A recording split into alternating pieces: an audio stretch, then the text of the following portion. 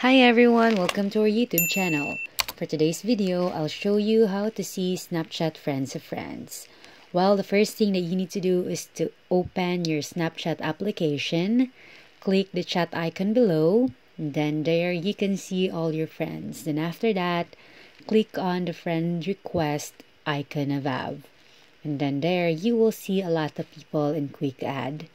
And then in Quick Add, it shows people who are friends of your friends or the mutual friends list.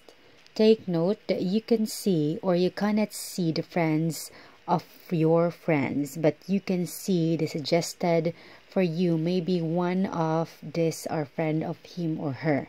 Snapchat does not share other people's friend or the mutual friends. So that is how to see Snapchat Friends of Friends. Please do like, share, comment, and subscribe if this video helped you. Thank you and be safe.